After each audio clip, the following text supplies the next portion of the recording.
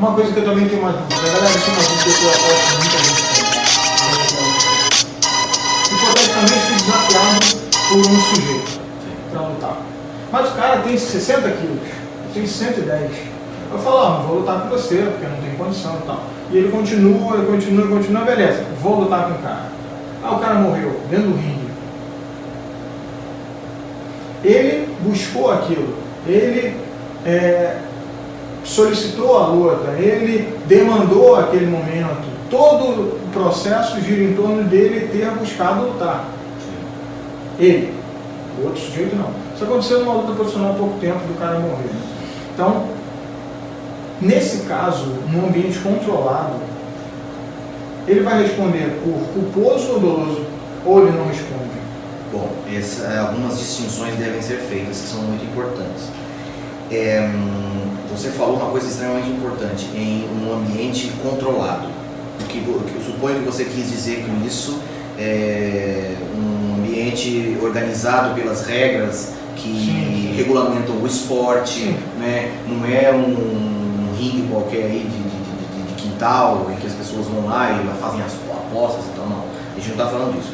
Nesse caso, a maioria da doutrina se posiciona no sentido de que a pessoa está exercendo regularmente um direito. Seria o exercício regular de um direito de atleta. O atleta teria o direito de estar ali, ambos atletas. Então, estando a pessoa ali naquela condição de competidores amparados por um aparato jurídico, até estrutural, legal, com as regras que a legislação impõe, se ocorrer um evento morte ou menor do que a morte, os contendores, em face de estarem exatamente nessa condição controlada, não responderiam por nenhum tipo de crime. Mas, afora esse caso, quando a gente não tem então essa hipótese em que é um esporte praticado de forma controlada, regular, a gente diz que o direito à saúde, a integridade física, ela é um direito que a gente chama de indisponível, ou seja, a pessoa não tem o direito de dispor dela. Eu não tenho o direito de permitir que alguém me machuque. Tem algumas exceções, é óbvio, como a tatuagem, a posição de brincos, até em bebês. Né? Mas, fora essas situações específicas, não é direito de alguém lesionar alguém, não há esse direito, não permite. Incidiria sim as regras do artigo 129, que é o crime de lesão corporal.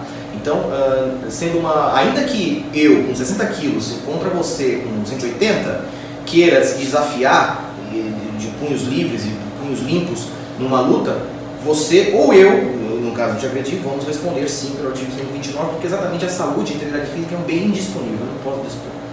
Agora, tratando-se então de um evento esportivo regular, o exercício regular de direito abrange essa hipótese, os indivíduos aí não responderiam por nenhum crime, caso haja um evento grave, né? Então, uma última pergunta, estou para não tomar seu tempo também, Paulo, que você, eu imagino, quanta coisa você deve ter para fazer. Voltando ainda à mulher, o agressor sozinho tentou atacar a mulher e tal, a mulher se defendeu. Mas quando há mais de um agressor, quando é um grupo, vamos supor, tem 3 garotos bêbados e eles viram a menina voltando da UFSC ali e, tá passando num beco aqui, vamos agarrar aquela menina ali e tal, não sei o quê. E a menina sabe se defender. Numa dessas, um deles venha ou a uma lesão mais séria ou a um óbito. Porque o que acontece? Na defesa pessoal, como você sabe, que a gente estuda isso, né? A gente muitas vezes tem que incapacitar quando há mais de um oponente, porque senão você é agredido de uma forma injusta por trás e você acaba sendo você incapacitado. Então, no caso de mulher, a gente trabalha quando é um ambiente onde a gente pode evadir, o quê? Movimentações de saída e evasão para ela evadir e procurar ajuda. Mas, hipoteticamente, não tem como ela fugir, são 3, são cercados. Ela vai ter que saber o mínimo para conseguir incapacitar um, pelo menos, para ela conseguir evadir o 2. Porque muitas vezes na luta você é um impasse controlado, como você diz, mas na briga de rua não existe regra. Então as pessoas são cruéis, elas são covardes. O cara pode pegar um pedaço de pau, o cara pode pegar um pedaço de pedra e por aí vai. Então, a necessidade de proteção, às vezes, ela pode vamos botar assim, eu quero chegar no ponto do controle, tá?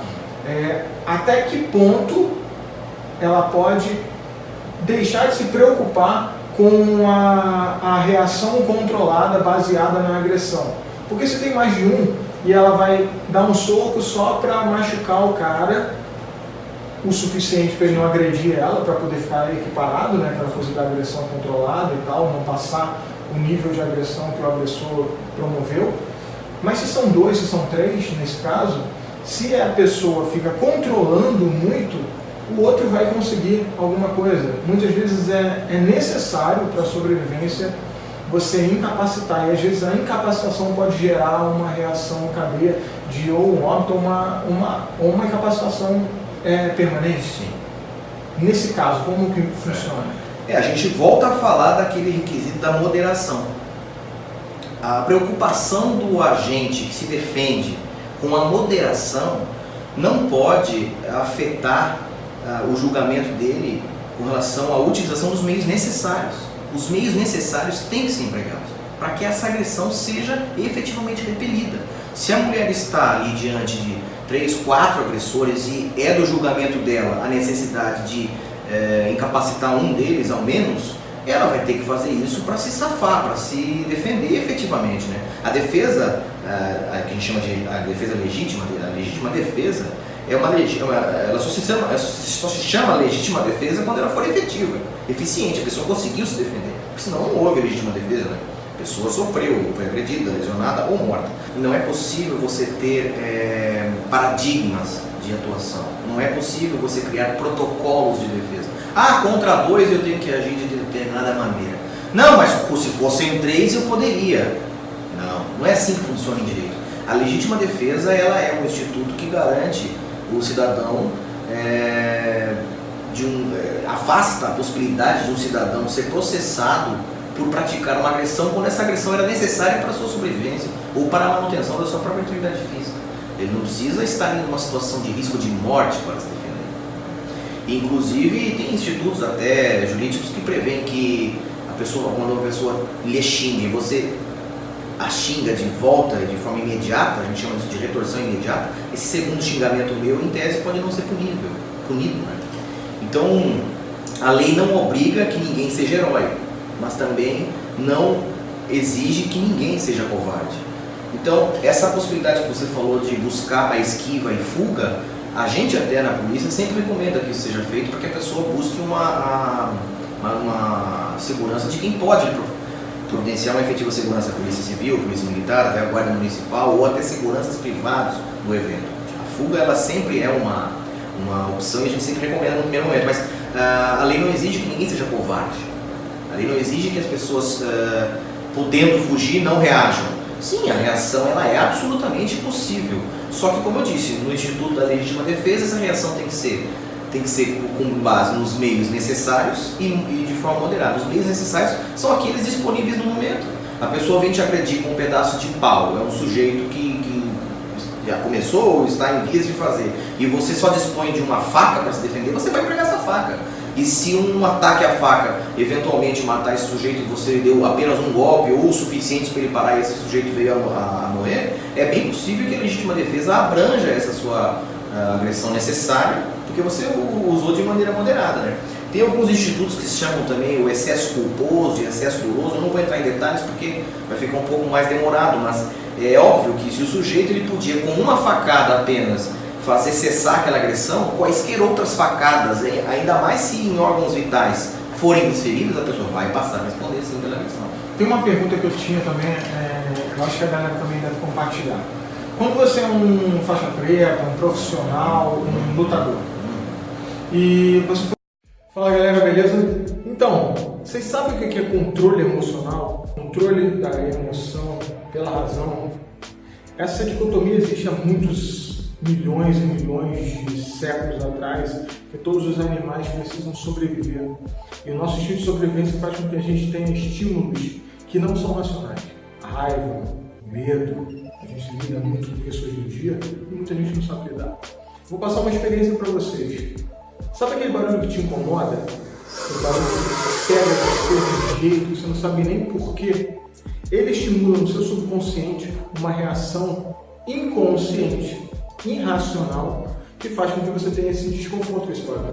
Ele pode ser associado a medo, pode ser associado a perigo, pode ser associado a uma série de estímulos naturais que fazem com que você, mesmo que racionalmente, não consiga ter controle sobre ele voluntariamente. Mas na verdade você pode, e é isso que a nossa palestra vai ensinar vocês. Pega esse barulho, que a gente vai botar aqui para você ver um exemplo dele, repete voluntariamente. Faz aí, faz o teste. Você vai perceber que você pode, quando você racionaliza um som de perigo, seja ele qual for, ou um tipo de estímulo, seja ele qual for, você consegue controlar ele. Esse é o início do controle emocional. Lutador consegue fazer isso.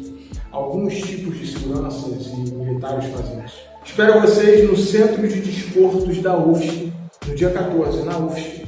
Depois, no dia 24, na Academia Move Wellness, que é aqui, na Carvoeira, aqui, pertinho. E no dia 27 de julho, eu vou estar em São Paulo, fazendo uma palestra que vai ser seguida de um workshop também, que vai ser marcado, para vocês participarem e aprofundarem mais esse assunto de controle emocional.